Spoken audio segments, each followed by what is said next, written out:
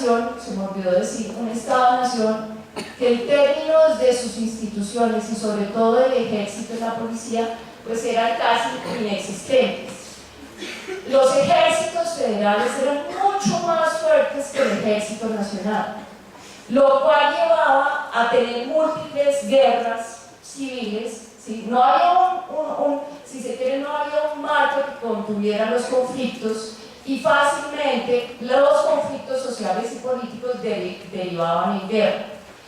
¿La guerra qué hace? La guerra, en lugar de, si se quiere, flexibilizar esas identidades partidistas, lo que hacía era ahondar esas identidades. Entonces, con cada guerra, pues además de que yo peleaba en la guerra en nombre de los liberales, mi abuelo había muerto en la guerra por los enemigos que eran los conservadores. Es decir, lo que quiero que ustedes entiendan es que para mí es muy complejo haber tenido un siglo XIX donde la enemistad, es decir, ver al otro como enemigo, estaba enclaustrada, estaba arraigada en esa constitución de Estado-Nación. Entonces, de ahí que derivo yo, de ese siglo XIX. Uno, aprendimos a ver al otro partido como un enemigo. ¿Sí? El siglo XIX está plagado de esas enemistades profundas. Dos, ese Estado-nación frágil mandaba mensajes muy contradictorios.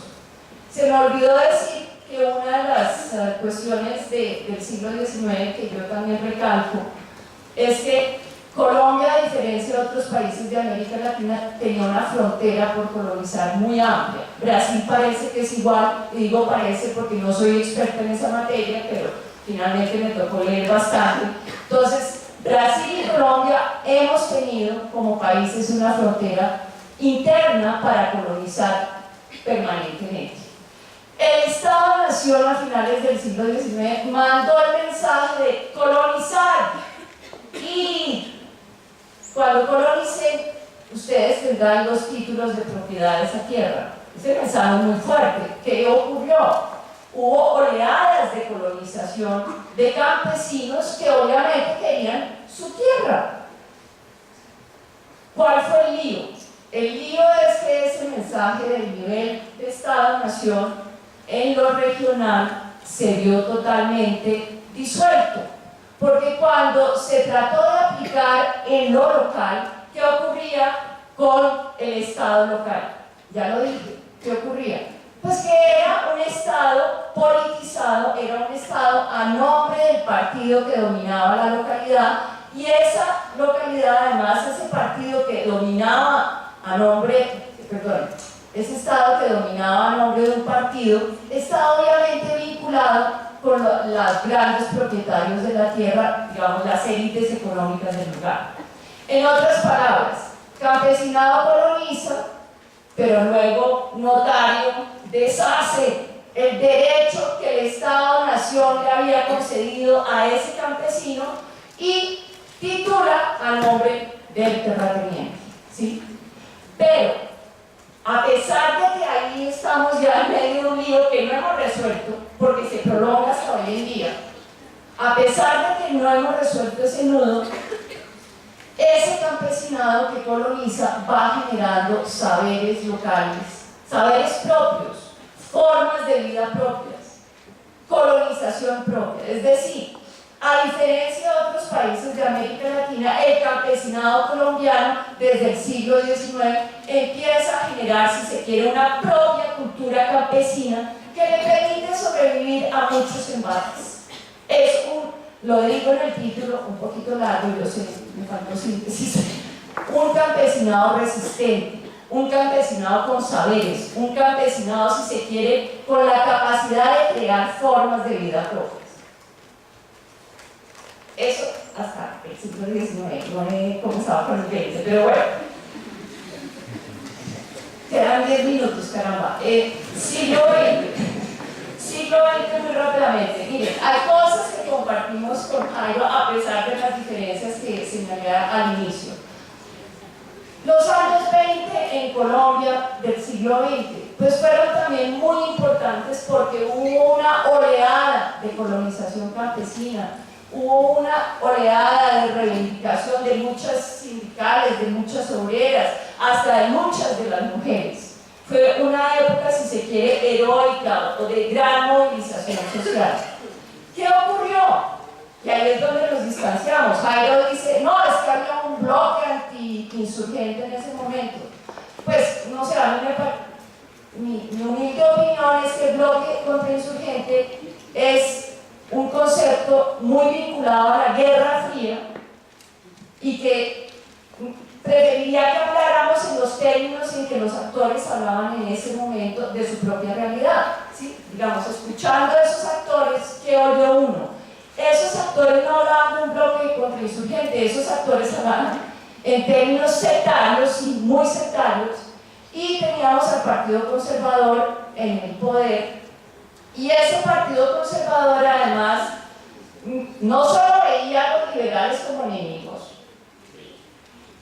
sino que estaba vinculado a una mirada en ese momento, años 20 y 30,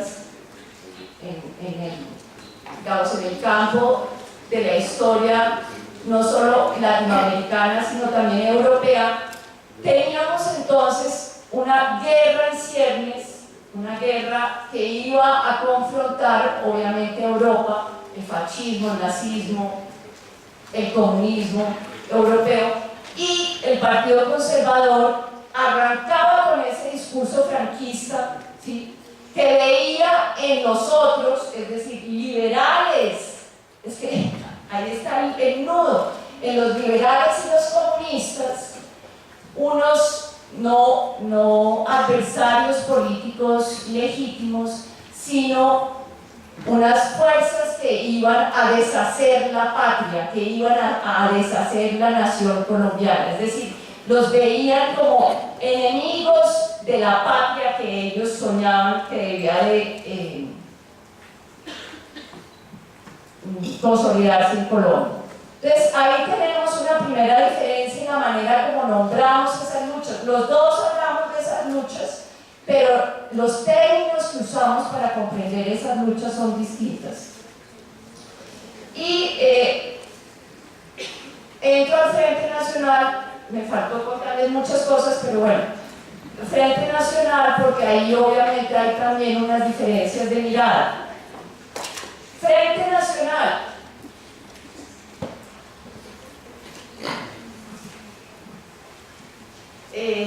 A ver, no es muy de ciencia política, pero es una metáfora que me ayuda a mí a pensar en el Frente Nacional. El Frente Nacional es un momento lleno de capas, entonces yo digo que es como una cebolla que uno tiene que aprender a pelar, porque no es un régimen ni un momento histórico que uno pueda decir es que fue una dictadura disfrazada de democracia, ni tampoco uno puede decir es que fue una democracia garantista que nos garantizó a todos los colombianos la posibilidad de disentir, de protestar, de salir a la calle para cambiar el mundo. No fue ni lo uno ni lo otro.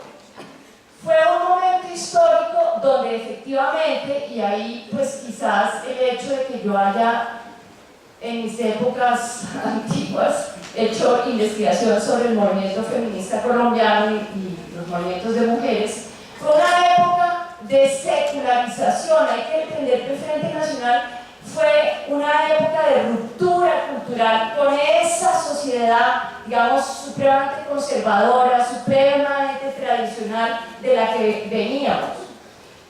Y fue una ruptura cultural que se manifestó en varias dimensiones a pesar del Frente Nacional con toda su estrechez política.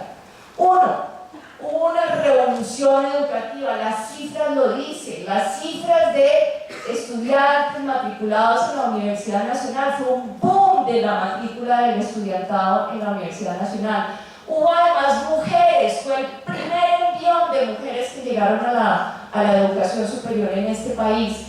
Pero eso no llegó solo, eso llegó con múltiples revistas, con una transformación también de las artes, ¿no? de esas artes bucólicas, donde entonces se pintaba el paisaje, ¿no? Obregón rompió con todas esas tradiciones la literatura también veníamos de los años 50, a pesar de la dictadura, de una serie de corrientes literarias que habían roto con el pasado. Entonces, era una sociedad en ebullición, era una sociedad en cambio. Por eso, en eso adhiero a lo que dice Jairo, efectivamente había un estudiantado ávido de participar políticamente, había un estudiantado ávido de opinar sobre el país, y obviamente la estrechez del Frente Nacional le parecía una camisa muy estrecha, y en esas condiciones efectivamente hubo no solo una guerrilla como las FARC, que está muy vinculada al campesinado y a la persecución contra los liberales y los comunistas bajo el conservatismo más a ultranza de Laureano Gómez, sino que también hubo un estudiantado rebelde que efectivamente absorbió los discursos de la época, los discursos revolucionarios de la Revolución Cubana. Luego la Revolución China también tuvo un fuerte impacto en todo ese estudiantado que quería, obviamente, cambiar el mundo. ¿Qué ocurrió con el régimen político ahí? Entonces, lo que trato de demostrar, la investigación que hice, porque Jairo dice que finalmente eso era sobre todo un ensayo interpretativo, y es verdad, pero yo quería hacer investigación, teníamos la posibilidad de hacer investigación porque nos dieron algunos recursos, y con un grupo de estudiantes yo tenía una curiosidad, digamos, pues afortunadamente tenemos curiosidades históricas, y quería ver si el Congreso de la República había sido tan inocuo en esa época o no, y si había tenido realmente discusiones políticas en el Congreso de la República.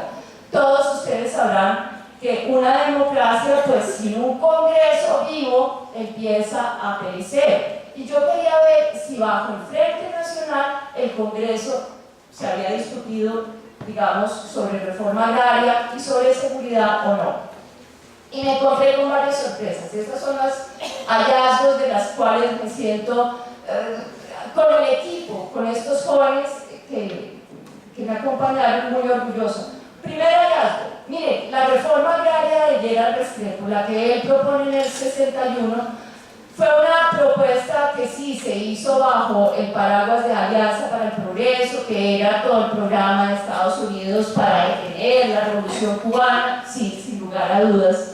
Pero esa reforma agraria en sus inicios, el proyecto inicial era bastante radical, pasa por el Congreso y, ojo, no fue fácil la aprobación. Uno diría, pero como venía de Estados Unidos, entonces si somos tan arrodillados lo deberían de aprobar. Pues no, señores, le hicieron una oposición que se manifestó como ahorita, en las mismas prácticas. Horas y horas de discusión y nadie vota, y horas de discusión, hasta que tuvo que haber un pacto político para decir, mire señores, esto o ustedes lo discuten y van tomando decisiones, o esto es inadmisible. Finalmente, después de muchas discusiones, y para que ustedes vean que no fue fácil, Carlos Gerald Restrepo recibió amenazas. Sufragios, ¿sí? Un sufragio invitándolo a su funeral, sufragios que se volvieron obviamente una práctica mucho más masiva en los años 80, de otro liberal del Magdalena, ¿sí? Que lo acusaba de estar entregando el país a Carlos Gerald, a la izquierda sovietizante. Eso para que ustedes entiendan que el marco mental en el que se daban estos debates no era un marco tampoco donde las élites estuvieran de acuerdo, había enormes pugnas. Finalmente ustedes saben que la reforma se aprueba, es una reforma, digamos, mucho más aguada que la que en principio se estaba discutiendo, pero ahí lo interesante y donde hay también una diferencia es que en 1968 Carlos Gerald Restrepo entonces decide que esa reforma, así sea aguada, no va a tener efectos si no está respaldada por un movimiento campesino que le haga contrapeso a los terratenientes en las regiones. Y lanza la idea de la Asociación Nacional de Usuarios Campesinos, la ANUC. Bueno, la ANUC, ustedes saben, fue un gran movimiento campesino en los años 60, finales de los 60 y principios de los 70, logró una articulación a nivel nacional de invasión de tierras, de la divulgación de un discurso de derechos, la tierra es para el que la trabaja, logró una cantidad de cosas como movimiento. La pregunta que yo me hago y que me duele y que me ofusca y que, bueno, me pasa y me atraviesa es cómo es que este movimiento campesino, que tuvo un potencial enorme para finales de los 70, estaba en parte en bancarrota, estaba en repliegue. Entonces ahí hay varias respuestas. La primera, obviamente, es que hubo un contrapacto frente a la reforma agraria, hubo el pacto de Chicoral, que fue efectivamente la respuesta terrateniente a las invasiones campesinas. Otro, hubo persecuciones obviamente de líderes campesinos, asesinatos de líderes campesinos, pero, y esta ha sido una conversación, un debate que hemos tenido ya en varias ocasiones con Jaime y con otras personas de la comisión, pero también hubo un sectarismo interno en el movimiento campesino. Hubo una división, bueno, obviamente entre aquellos que consideraban que el movimiento campesino tenía que estar vinculado a la izquierda y otros que consideraban que tenía que seguir vinculado al Estado. Eso rompió por dentro el movimiento, pero además de esa ruptura, uno puede decir, bueno, hay rupturas políticas y, digamos, había dos visiones de la política en ese momento en el campesinado. En muchos casos se resolvían, y ahí viene la tristeza, se resolvían a tiros, se resolvían entre las dos corrientes de la peor manera posible. Pero además de ese, digamos, sectarismo entre campesinos, había otro sectarismo entre las izquierdas que tenían, digamos, diferencias profundas en ese momento en la manera como entendían la revolución. Entonces uno puede decir, ese movimiento campesino que le hubiera dado una enorme representación al campesinado en el ámbito político, porque ya dije, el campesinado en Colombia es fuerte en su saber, en sus formas de vida, tiene independencia, es autónomo.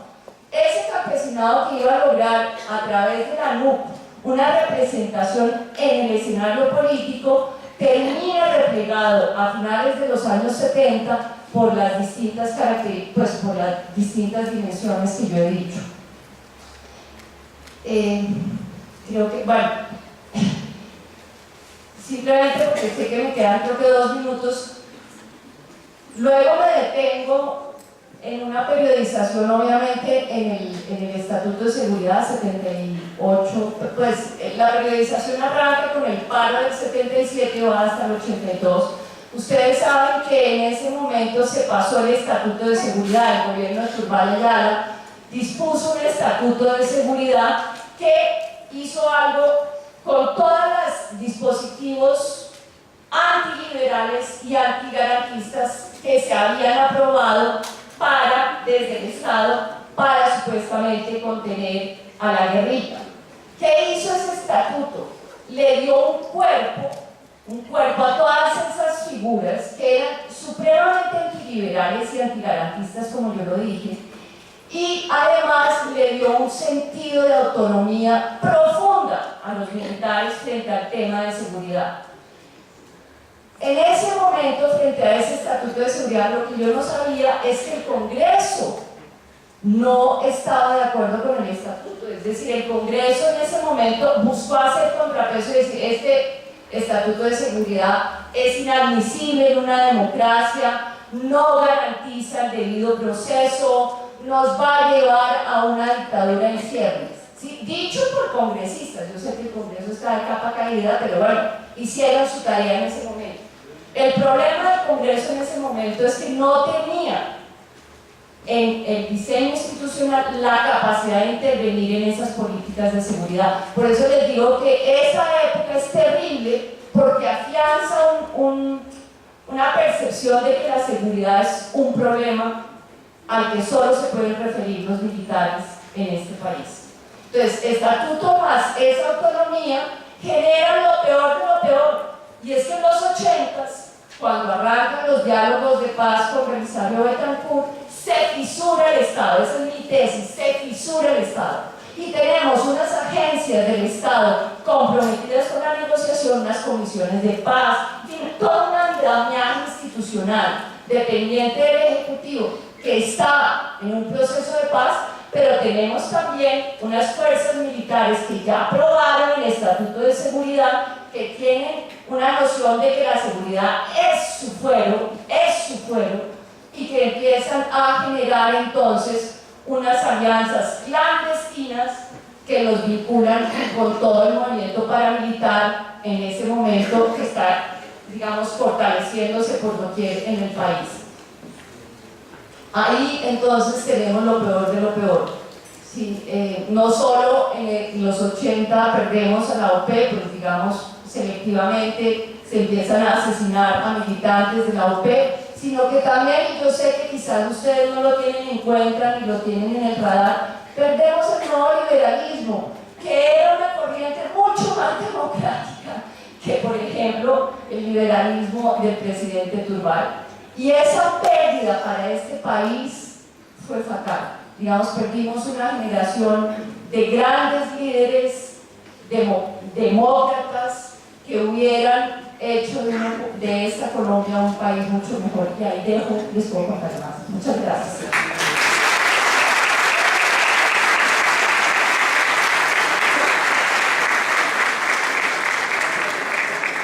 Agradecemos a Mariana Wilson la presentación de su capítulo.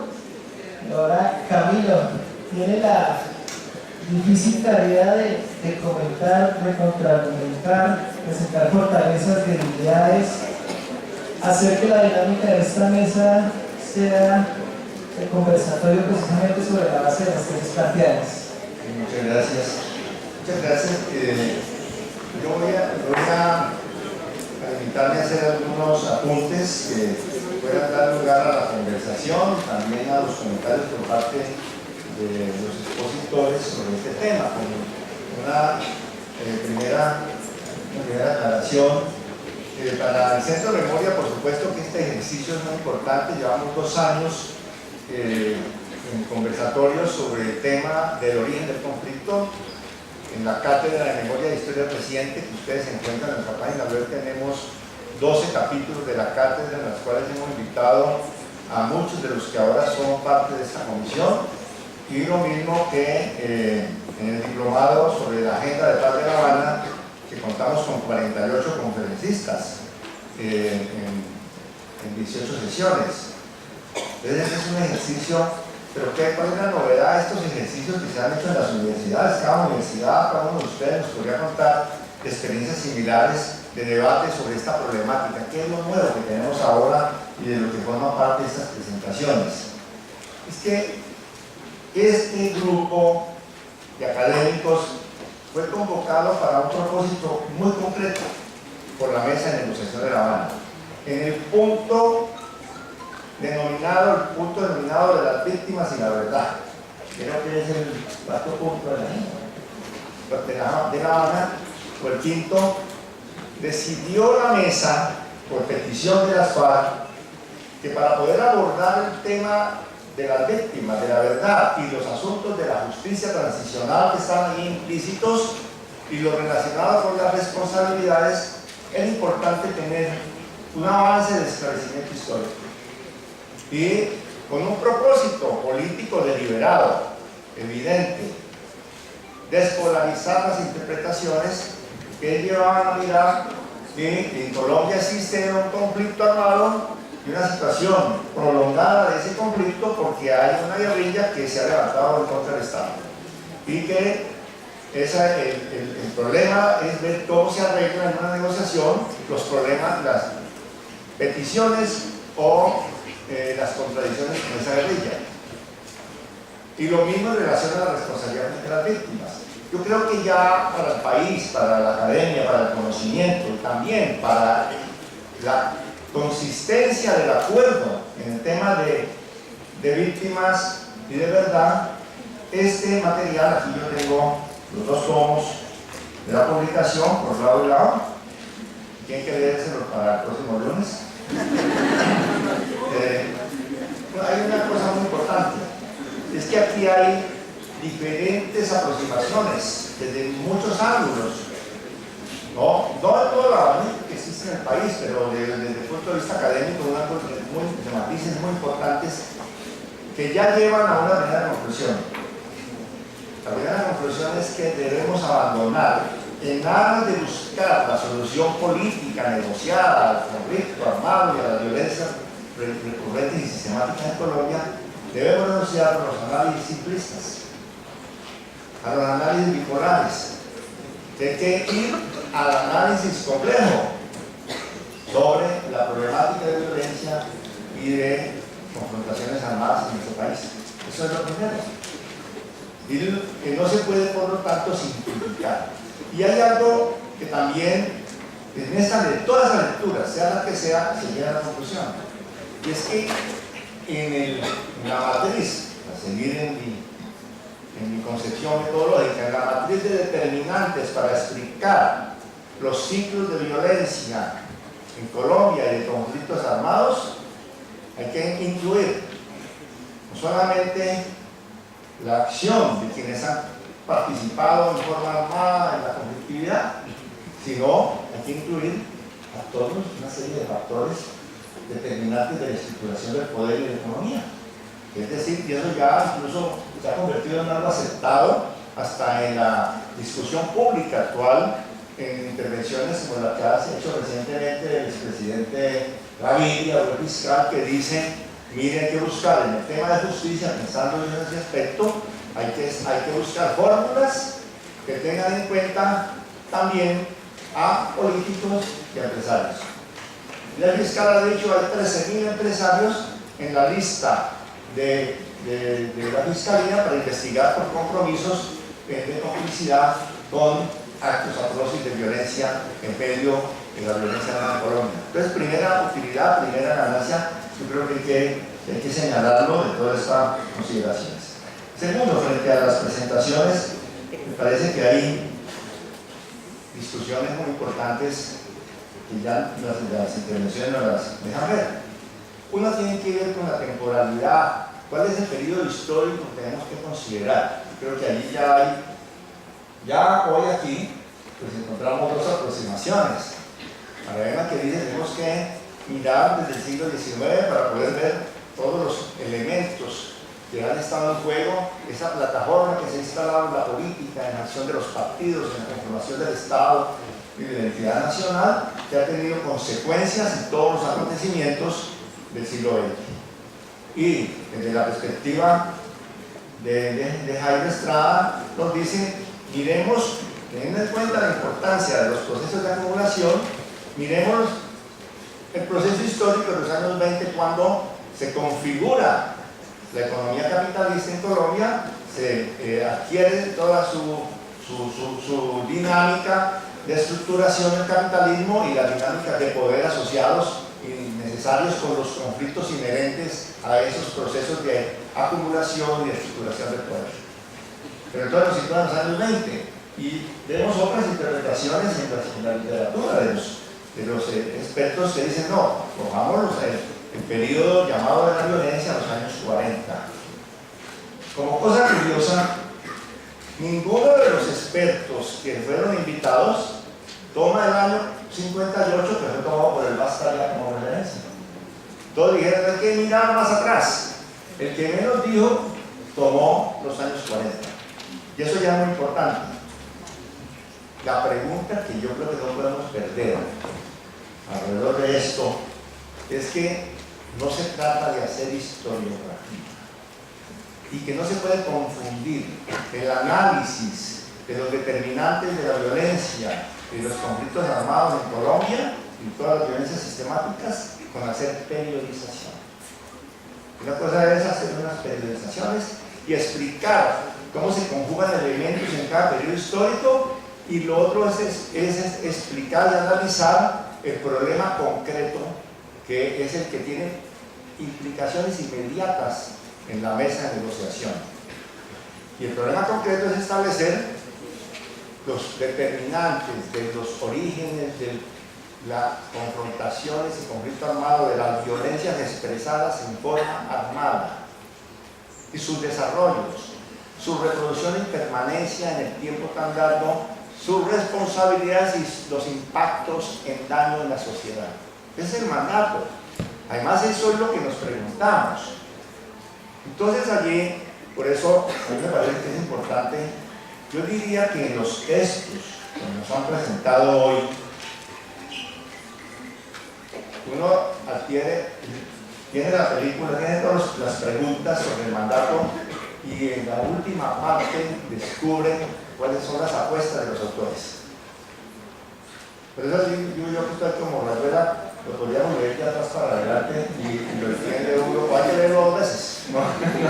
La primera de forma lineal, con su periodización y sus supuestos conceptuales, y la segunda teniendo en cuenta las conclusiones. Por ejemplo, la problemática de por qué la insurgencia armada, por qué el conflicto, cuáles han sido los diferentes elementos y cómo se conjugan, está en los últimos capítulos del texto del profesor Jaime, también de María Emma. En esto yo creo que si yo escuchaba las aproximaciones conceptuales de María Emma, estoy seguro que cuando intervenga el profesor Jaime va a decir, pues es que ahí no está la diferencia, ¿no? Que lo político no rige eventualmente la economía, que hay que mirar el tema de la guerrilla y su representación política, y no de manera lineal. Y hay una serie de aspectos que si uno los toma, se da cuenta de que en abstracto posiblemente no existan tantas diferencias. Pero si uno va a ver ya cómo se estructuran los planteamientos, le quedan interrogantes. Unos interrogantes, voy a comenzar por los elementos a tener en cuenta para explicar qué. Ya ese es el punto. ¿Explicar qué? Si caemos ahí, nos dice el profesor Jaime Estrada, para explicar el conflicto social y armado. Ya ahí hay toda una concepción que está relacionada con todo el desarrollo que hace conflicto social y armado. Es decir, no existen conflictos sociales, políticos, ideológicos, culturales y expresiones armadas en el conflicto político y económico, sino que existe un conflicto social armado y ese es el objeto de análisis. Ya allí hay todo un planteamiento. La pregunta es, ¿esa categoría de conflicto social armado nos ayuda a interpretar el fenómeno? Otros dicen conflicto armado interno, tomando lo del derecho internacional humanitario. El más allá habla de guerra y conflicto armado. A mí sí me parece importante profundizar en esas categorías. Primer punto. Esa categoría está asociada a otras muy importantes. Entonces yo quiero mirar y repetir algo alrededor del concepto de subversión, y que lleva a la idea de que el fenómeno subversivo, la subversión como un elemento inherente al orden establecido y al proceso y al capitalismo, tiene diferentes expresiones, pero nos deja sin resolver el tema, la pregunta, y por qué en determinadas circunstancias, en determinados momentos y de diferente manera en Colombia, esa subversión se ha dado en forma de expresiones armadas, de confrontación armada, de situaciones de guerra o de agudas enfrentamientos armados. ¿Por qué? La pregunta es, ¿la categoría ayuda o oscurece? Yo creo que esta idea de calificar como subversivo a toda forma de reivindicación, reformismo o antagonismo al orden existente, esa idea ha sido del lenguaje del establecimiento para justificar lo que me parece una categoría muy acertada, un orden contrainsurgente. Pero la pregunta es, tomarle la palabra a esa acepción de ese discurso para convertirla en categoría de análisis, ¿nos ayuda o nos oscurece? Ese, para ponerle problema a la profesora, porque se queda como persona de el otro, pues, lo mismo, porque yo pienso que cuando en la parte final de su exposición y de su texto Jairo menciona esos tres elementos alrededor de la explicación de la expresión insurgente, ¿no? Y habla del orden establecido, habla de la existencia de organizaciones, de planes y de propósitos.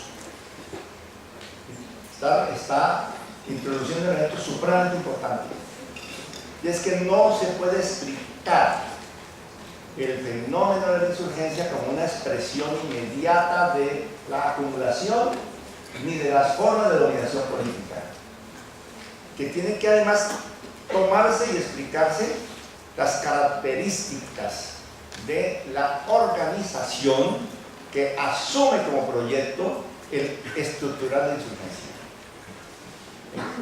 Entonces allí yo creo que es muy importante insistir en ese elemento, porque el texto, por supuesto, entra analíticamente con el tema de la acumulación y en su desarrollo luego integra los diferentes aspectos, pero a mi manera de ver no desarrolla el tema. No desarrolla el tema, entonces, y lo dice, no voy a desarrollar los proyectos, el porqué de los proyectos insurgentes. Pero la pregunta es, para explicar ahora por qué nos abocamos a un acuerdo de paz, ese punto es importantísimo. Porque nos lleva a una categoría que yo no quiero repetir aquí, que me la sopló a la entrada de una reunión hace unos meses. Camilo Castellano me dijo: hay que analizar la voluntad insurgente. En el texto del profesor Jairo habla de la decisión insurgente, la decisión de rebelarse. Dice: hay una decisión. Si hay una decisión de rebelarse, existe la posibilidad de la decisión de pactar las condiciones de transitar un periodo histórico sin confrontación armada. Si fuera un reflejo de la acumulación o un reflejo de la respuesta a la tiranía, a la dictadura, al régimen establecido, sería imposible pensar en una paz negociada, en un pacto de paz. Pero yo creo que ese es otro punto. Ahora, en la parte del análisis, ¿qué influye en esa decisión y en la dinámica insurgente? ¿Cómo? Por ejemplo, en el análisis de María Emma, a mí me parece importante las consideraciones de los partidos en el siglo XIX y en el siglo XX, pero yo quisiera llamarle la atención a María Emma sobre algo que ella sabe, pero que no lo retoma en este texto. Y es que en Colombia en el siglo XIX y en el siglo XX ha habido luchas partidistas. Ha habido luchas entre alianzas de fracciones de los dos partidos. Aquí no ha habido lucha entre liberales y conservadores. Se han aliado fracciones en un periodo histórico, el siglo XIX y la mitad del siglo XX. Las contradicciones sociales se dieron de forma muy amplia, por supuesto. Hubo movimientos obreros, de campesinos, de luchas por la tierra, además, pero en la lucha de poder, en la esfera del poder, las contradicciones centrales se dieron entre sectores de la élite dominante, a través de fracciones de partidos, no de partidos. Por ejemplo, ¿qué fue el régimen conservador? ¿Qué fue Núñez? El gobierno de Núñez fue una alianza de un sector. Núñez, que hizo el gobierno del régimen conservador, de la regeneración más importante del siglo XIX, era de origen liberal. Y el régimen conservador, y particularmente con Carlos R. Restrepo y demás, gobernó con la regla del tercio electoral. que significaba que el gobierno se constituía con una tercera parte del partido perdedor. Y como era siempre el Partido Liberal durante los primeros 30 años del siglo XX, gobernó con una fracción liberal siempre. El Frente Nacional no es un invento de la noche a la mañana. Para gobernar en coalición de gobierno los dos partidos, incluso no con todas las fracciones en igualdad de condiciones, porque así no ocurrió. Entonces, pero ¿cuál es la implicación de esta visión en las preguntas que se les hacen a los expertos? Ese Frente Nacional tuvo consecuencias o tiene implicaciones, juega como un factor importante en la situación de violencia que se genera en los años 60 y 70 en Colombia, o por el contrario el Frente Nacional es una institucionalidad que posibilita una apertura respecto a las dictaduras policiales y militares de los años 40 y 50, entonces se ve, es al contrario asediado por una paradoja, que es una apertura, pero donde irrumpe una contestación insurgente. Entonces, en eso, ojo, porque el correcto llamado, estoy de acuerdo con Manuel, hay que complejizar las cosas, no hay que mirar linealmente. Yo no estoy de acuerdo con la cita del profesor Jairo de Leopoldo Mudera, de que hay continuidades, más continuidades que discontinuidades entre el Frente Nacional y el periodo anterior, pero eso sería objeto de una tesis de doctorado que no podemos hacer hasta ahora. Pero la cuestión ahí es, ese Frente Nacional, significando una variación de régimen respecto a la dictadura policial, la dictadura militar de los años 50, al mismo tiempo es un régimen contrainsurgente, y no estoy de acuerdo con el profesor Estrada. Pero no es un régimen contrainsurgente en contestación a la lucha agraria ni al nivel de lucha rebelde del pueblo. El factor determinante de la configuración de un régimen contrainsurgente en el Frente Nacional es el factor internacional. Es decir, la subsorción del conflicto, los conflictos sociales y políticos en nuestro país a la situación internacional desencadenada, no solo por el episodio, el hecho trascendental de la Revolución Cubana, sino incluso por la circunstancia para decirlo así, de la intervención soviética en las Bahamas de los Estados Unidos. Es que eso no es solamente de cinematografía, que cuando la amenaza de los cohetes, cuando la crisis de los cohetes, estuvimos en amenaza nuclear aquí en Cuba, y con la flota soviética en el Caribe, y con los botones listos para ordenar el ataque nuclear, y que el pacto que surgió de allí fue un pacto de entendimiento de división de áreas entre la Unión Soviética y los Estados Unidos, donde los Estados Unidos se da la tarea de limpiar cualquier germen o cualquier embrión potencial de amenazar la estabilidad regional. Entonces me parece importante tener en cuenta estos elementos, porque si no, hacemos una discusión del Frente Nacional o se hace un debate desligado del propósito de interpretación, que es cuál es el origen de la violencia y del conflicto armado en Colombia. Entonces, pero lo segundo que quiero señalar respecto a esto es que si no se hace, ¿cuál es el hilo de periodización y de interpretación para ver la evolución de esa relación entre poder y insurgencia armada, entre violencias de sistema y expresiones radicales de contestación? ¿Cuál es el hilo conductor? El modelo de acumulación y los imperativos del Estado para ese modelo de acumulación, o las formas de estructuración del poder y del régimen en los diferentes periodos y la interacción con las formas de respuesta.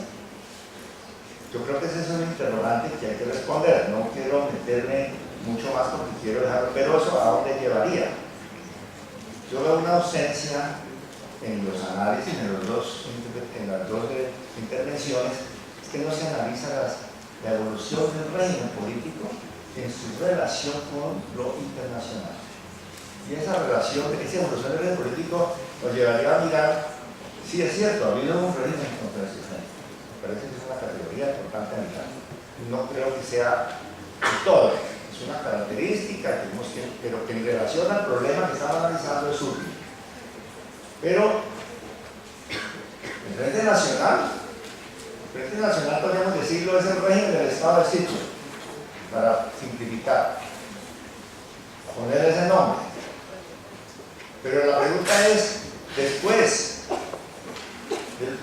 en la crisis del Frente Nacional en los años 80 y después de la Constitución del 91, ¿qué pasa? ¿Por qué tenemos las décadas más radicales? Y yo creo que eso no puede ser ajeno a la conformación de un régimen de dictaduras locales, a un sistema de dictaduras locales, muy contradictorio.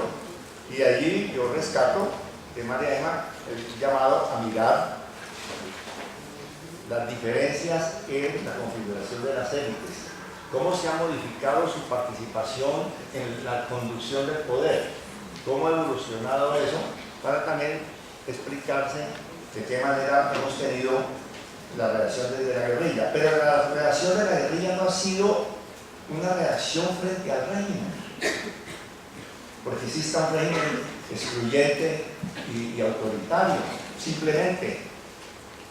Y yo diría que ni siquiera se puede explicar la evolución de la guerrilla colombiana con el eje de la tierra. Y lo voy a dejar así porque es una provocación para mí, amigas que estoy viendo acá. Ahora, nuestras amigas de aquí de la zona de reserva campesina dicen: conflicto social y armado en Colombia es la lucha por la tierra. ¿Usted cree que el periodo de la violencia en Colombia, del genocidio gaitanista, fue esencialmente la respuesta a una revolución agraria? La guerrilla del llano fue una revolución agraria. Si la guerrilla del llano fuera una revolución agraria, que fue la guerrilla más grande de la generación gaitanista liberal, ¿por qué con un llamado a la amnistía de Rojas se acogen de manera veloz, hacen figa 20.000 guerrilleros? Y después del 53, cuando arremete la dictadura de Rojas, la respuesta no la da la guerrilla del llano. Y tenemos una historia de lucha agraria en el llano, que se dio una gran guerrilla gaitanista, sino que y de la respuesta, no en el llano, en otros sectores, se disuelven rápidamente las guerrillas liberales, los reductos que quedan bandoleros, y lo que queda son las guerrillas de influencia comunista. Entonces la pregunta es: ¿fue una contradicción inminentemente por la tierra? Y yo les podría hacer la misma pregunta en el periodo reciente, tomando palabras del profesor Jaime. El problema rural ha cambiado. Entonces, eso me lo dejo solamente porque mi propósito es confundir. Finalmente quisiera decir un par de palabras sobre el tema del narcotráfico. Estoy de acuerdo, y lo he dicho por ahí, lo he escrito por ahí en algunos papeles, que no se puede decir pues, que el origen del impulso de la guerrilla en los años 80 y 90 en Colombia sea el narcotráfico. Pero me parece que en el ánimo de polemizar con tesis como la del profesor Petó, con la de James Henderson y otros que trabajan la idea de que, y lo de Collier y demás, ¿no? Los Collier y demás que plantean esta transformación de la guerrilla en la organización narcotraficante, yo creo que no se puede desconocer el papel de la renta del narcotráfico en la economía de guerra. Ese es un elemento que entra allí. Los paramilitares en Colombia no se pueden explicar sin su conexión, sin su condición de narcoparamilitares en este caso, porque su propósito central era el beneficio de ellos y de sus socios. Pero al mismo tiempo hay que analizar la economía de guerra en la guerrilla. Entonces yo pienso que allá hay un vacío en los análisis, pero yo les dejo las inquietudes a los profesores y a ustedes para este análisis. En la parte final del texto, el profesor Jairo tiene un enunciado de responsabilidades. El primer responsable es el orden, la violencia sistemática, el Estado, las instituciones, los partidos, las fuerzas armadas, el ejército. Y al final dice que cabe responsabilidad también a la insurgencia por los impactos que con ocasión de su accionar rebelde al lado del conflicto hayan producido. Entonces la pregunta que yo hago, el verbo estará bien conjugado, los impactos que de pronto han producido. Yo creo que a esta hora de las negociaciones de paz es necesario entrar a discutir no los impactos que puedan haber producido, los impactos que realmente ha producido la confrontación armada, la recurrencia de la rebelión armada. ¿No? Yo creo que eso es algo que tiene que discutirse y no dejarle la iniciativa a quien está tratando de descargar toda la responsabilidad en la guerrilla de ese tipo de evaluaciones. Entonces aproveché que María Eva ha salido para hablar de ella, pero ustedes les cedo la palabra. Gracias.